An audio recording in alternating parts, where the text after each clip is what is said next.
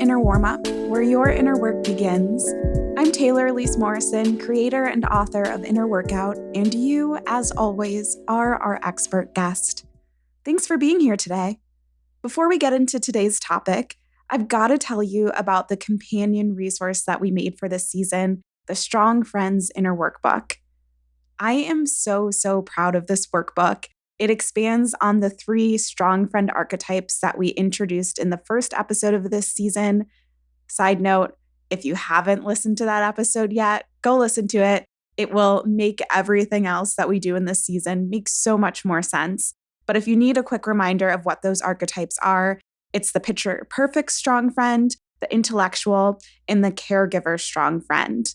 And in that workbook, you've got over 40 reflection questions to help you look at your own strong friend tendencies, get more focused on your inner work, and identify the relationships that you can cultivate in order to support you in your journey. And you get all of that for just $4.99. So if that's interesting to you, you can find the link in the show notes or go to bit.ly/strongfriends. That is bit.ly/strongfriends plural. Okay, let's get started with today's episode. As a reminder of how we're structuring this season, we are exploring strong friend behaviors and skills that strong friends especially would benefit from developing. Today's episode is about the behavior of people-pleasing. And people-pleasing is one of those rare terms, actually, in the personal development, in the self-development space, that's actually pretty self-explanatory. Like, I joke around that there's so many things in the work that I do and the work that we do at Inner Workout where it's like, what does inner work mean? What exactly does self-care mean? But people-pleasing, it's pretty clear. People-pleasing is about making choices to please other people, often by putting that person or that group's needs and desires above our own needs and desires. Strong friends especially, you're probably already making this connection in your brain, but strong friends, we can easily fall into people-pleasing because we don't want to ruin the facade that we've built. We've built this facade, this armor of projected strength, where it looks like we have it all together. We're like, we don't need help. We are the helper. We are the person that you're supposed to aspire to. And part of how we keep up that image is by people-pleasing, by being what we think the other person wants and needs us to be. If you've resonated with the season thus far, my guess is that you have experience with people-pleasing. Maybe you've become the go-to person for last-minute requests at work because they know you won't say no. Perhaps your family always assumes that you're available to babysit and you haven't corrected them. This isn't going to be an episode that explains the concept of people-pleasing because most of us listening are people-pleasing connoisseurs. French is not the language I took in school, it's Spanish, so not 100% sure I pronounced that correctly, but we're people who know people-pleasing. And my goal for this episode is to take this seemingly straightforward concept and to invite you to think about it from a new perspective. Actually, 3 new perspectives to be exact. People-pleasing as a stress response, people-pleasing as societal conditioning, and people-pleasing as an unconscious pattern. So let's start with people-pleasing as a stress response. If you would have sat down with me last year and asked me to name the stress responses to you, I would have told you that those responses were fight, flight, and freeze. You've probably heard those too, especially in my work around mindfulness. We talked about these 3 options. But actually, something I learned relatively recently is that therapist Pete Walker popularized a 4th response, which is fawn. And fawn is another way of saying people please. And for some of us, we've learned to use not fighting, flighting, or freezing, but fawning as a line of defense. Now, If you've existed in a place where there isn't psychological safety, and by psychological safety, I mean in a space where you feel safe enough to speak up without there being retaliation, either mentally, physically, emotionally. If you've existed in that space, whether in your work life or in your personal life, you may have learned to smile and nod and grit your teeth, grin and bear it. You might call that fawning, rather than sharing what you're really thinking. And I want to be clear here.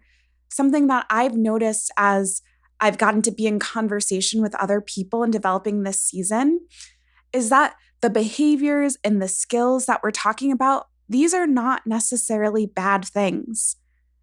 I don't believe in a lot of binaries, a lot of either ors. Life is so much more in between and in the gray. And so when we're talking about fawning, fawning isn't always a bad thing. I speak about this from my own personal experience as a person who holds multiple marginalized identities. I have definitely been in situations where I am doing the mental calculus and I'm thinking, okay, someone did that. What would I gain by speaking up? What would I lose by speaking up? And I'm running that conversation and that calculus in my mind to figure out, what do I do? And if you've done similar calculus, if you've made similar calculations in your own life, here are 2 questions that I would invite you to put in your back pocket for these moments where you might notice the fawning response coming up as a stress response for you. Ask yourself, what is this response trying to protect me from? And then follow it up with, okay, do I need to be protected from this? So here's an example. In a situation where I'm at work, I'm navigating a power dynamic, I don't have organizational support. I don't have an employee resource group or a mentor that I can turn into and get some insight. I might need the fawn response. I might need to just say yes, smile, whatever you want to protect me and my well-being until I can either gather the support that I need or get out of there, get out of Dodge, get onto a new team, start working with a new manager, working with a new organization. Fawning might just be the safest way for me to get through it, and that's okay. But if I go back to those 2 questions in another instance, and for example, I ask myself, what is this response trying to protect me from? And I say, you know what? It's trying to protect me from asking a question that would reveal I'm not an expert on this topic. And so if someone asks me well, do you like this concept? Do you agree with the application of this concept? Don't you think that these people over here did such a horrible job? And I don't know what the concept is. So I just want to be yeah, I totally agree with exactly what you're saying and just kind of people please and fawn. I don't really need to be protected from not being the expert on the topic. In the long term, it's not all of that useful for me. I don't need to be protected from that. I would benefit so much more from saying, you know what? I'm not familiar with that concept. You know what? I don't know enough about that person's approach to say whether or not I like it. I would get a lot more from that than doing the smile, the nod, the whatever you say, yes, let's agree. So depending on the situation, how many people are involved, you might not be able to ask these 2 questions in real time. It might start as more of a reflective process where you go back and you're I noticed I was a little bit fawny there. I actually disagreed with the statements that my family was making about religion over the dinner table. And I didn't feel like speaking up. I didn't feel equipped to speak up. So I just kind of acted like I agreed, even though I strongly, strongly disagree.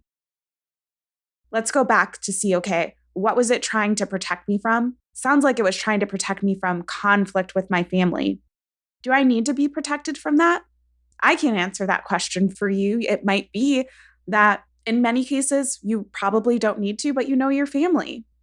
If there's a history of abuse or other things that are going on, maybe you do need to be protected by that. Again, I'm not trying to be prescriptive here. I'm just trying to let you know this is a response that we can fall into. And sometimes we need that protection. It's good and it's healthy. And sometimes we don't need that protection. So to be able to, even if it's after the fact, look back, review the situation. And then what you might find is that the fawning response, you can be stressed and it just feels easier to say yes and to agree or to indicate with your body language that you agree because you don't have information or you don't have the language yet to say, you know what, I feel differently. And so by going through those questions after the fact, you can say, okay, I would have felt better equipped if I had this statistic to share, or I would have felt better equipped if I had this phrase that I could say.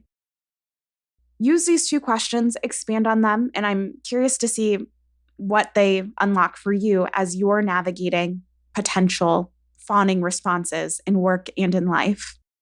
The next way I want to think about people pleasing is as societal conditioning.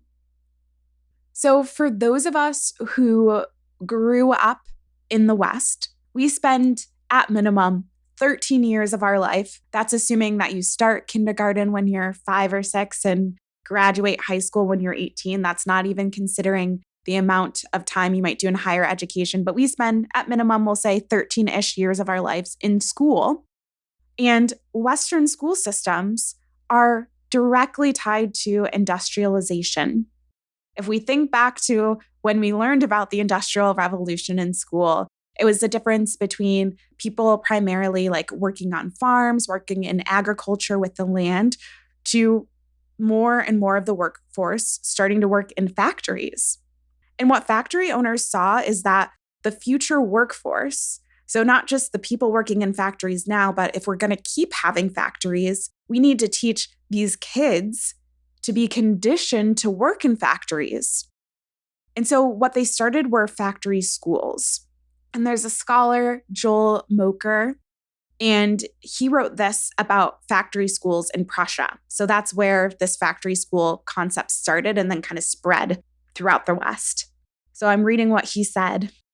Much of this education, he's talking about the education of factory schools, however, was not technical in nature, but social and moral.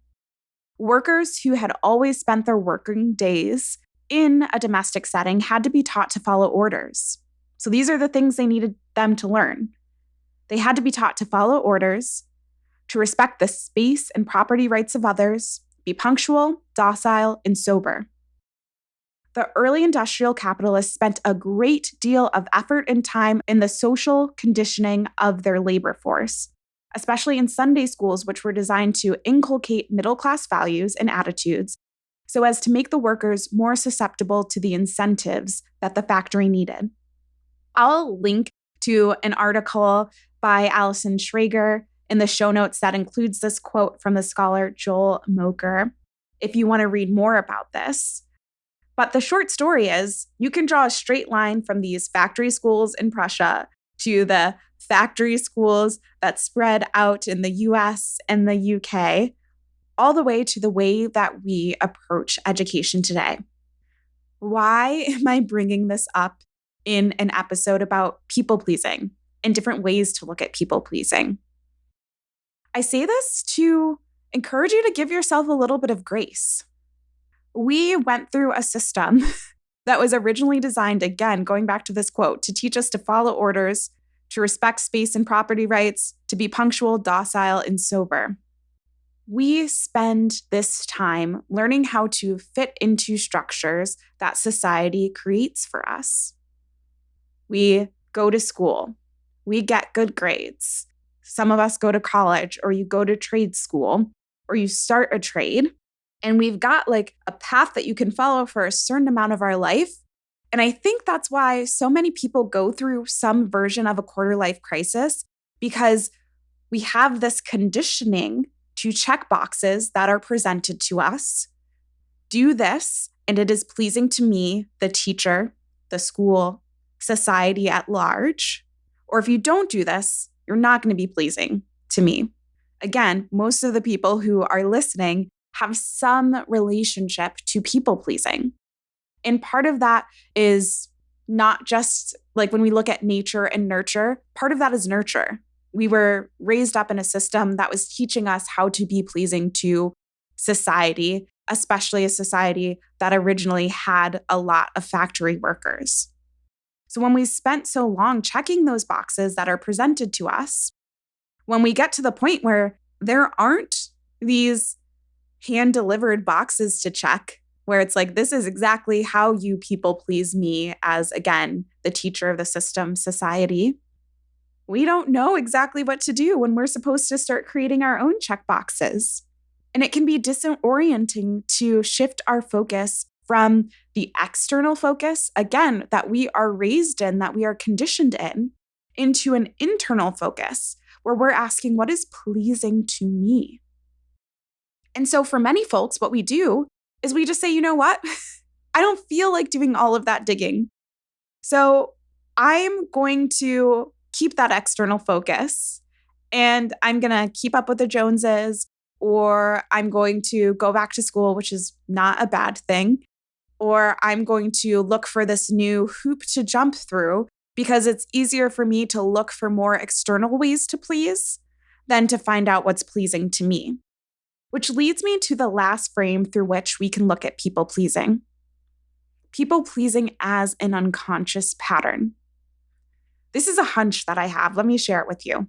I have a hunch that plenty of folks people please because they just haven't considered any other ways of being.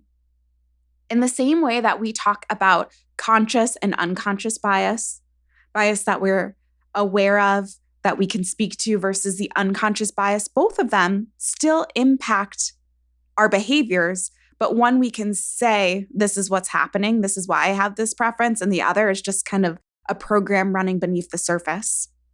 I think there's also kind of unconscious and conscious people pleasing. And if you're like, I don't know if I'm following you, Taylor, let me try and ground it in an example. So here we go. I haven't had alcohol for over 6 months. This time around, it's for health reasons. I've had to make a lot of changes to what I eat and drink. But the first time I did this was pre-pandemic. I was sober curious just because I started asking myself questions about alcohol. Like, why is it so normal for us to center our social interactions around alcohol? And what would it look like to opt out of that? And let me tell you, once you see that and start asking those questions, it's kind of hard to unsee it. Like going to a conference. I was recently at a conference in April, and like the events, we had wine with dinner, sure, whatever, but there was like a welcome reception. All of it was just like open bar with champagne. And then our closing reception, again, really centered around alcohol. I can't remember what non-alcoholic options they have, but I think maybe I had like a club soda, a sparkling water, like nothing too exciting. You also see it in like the way certain friend groups hang out, where it's like, let's come over to my place and we'll like have wine and pizza and a movie, or we'll go out for cocktails, or we'll go out and like go to a club and drink there. Even networking events, they might use alcohol as a selling point. A lot of times networking events might even get like an alcohol sponsor if they can swing it. Or in the workplace, there are teams who bond by going out for drinks. I've heard that from some of the organizations that I've worked with where it's like, yeah, the expectation is like when we go to this big team retreat, everyone's going to drink a lot. Or when it's Thursday night after a long week, we go across the street to this bar and like everyone gets a beer. And it's really intertwined not only to bonding, but like if the higher up people are there, then of course I want to be drinking, or I should be drinking, or I should be showing up there, because if this higher up knows my name, that might put me in a better place for a promotion. And so for me, for a long time, I'd operated under the belief that drinking was something you did as an adult, unless you experienced addiction or were pregnant or it went against your religious beliefs. And it makes me giggle a little bit as I was like preparing for this episode, because I was thinking back to how many of us, when we first had alcohol, didn't even like the taste of it. But we felt like it was part of how we showed we were adults. So we learned to like it. That's almost a conscious people pleasing. Like we learn to like it because everyone else seems to like it or tolerate it. And then it shifts into this unconscious people pleasing where we're like, well, this is table stakes. So this is just what I have to do without considering whether or not we wanted our version of adulthood to center alcohol. So this is just an example about alcohol. And I want to be really clear, like I have plenty of friends who drink. I have plenty of family members who drink. I'm not sitting in judgment of anyone for it. I just think that's an example where for me personally, I realized I hadn't even asked the question, like, could I be a professional who goes to networking events and not drink? Could I go to social events and not drink? I hadn't considered it. I was just unconsciously having this pattern of people pleasing by drinking. And I want to be clear that I just shared this example because as I've watched other people navigate being sober curious, they've had similar things pop up. And I think that it's an example that many of us can relate to, whether or not we've done a dry January or we've had other people in our lives unwind from alcohol. And the goal is not to be like, stop drinking. I think that that's a really personal choice, and I don't judge anyone who does drink. So many of my friends and family still continue to drink. I bring this up because for the longest time, I didn't even think to ask the question, is this something I want? So maybe the example of drinking resonates with you, but there might be another example where you are unconsciously people-pleasing, and here's what you might do to help surface some of that stuff that's happening unconsciously. Consider, what are the things that I'm doing that I've never asked why? Or what if this could look differently? Or even, do I actually like this? And as you answer those questions, you can follow it up with, could I unconsciously be people-pleasing? So I hope that these three perspectives on people-pleasing as a stress response, people-pleasing as societal conditioning, and people-pleasing as an unconscious pattern have given you some food for thought about your own relationship to people-pleasing. If you want to get more reflection and more out of this podcast season, get the Strong Friends Inner Workbook. I'll link it again in the show notes. And if you loved this episode, please tell someone. Podcasts grow through word of mouth. And if you haven't done so already, please take a moment to review and rate the podcast on Apple Podcasts. Thank you so much for listening. Thank you, as always, for your expertise, and take care.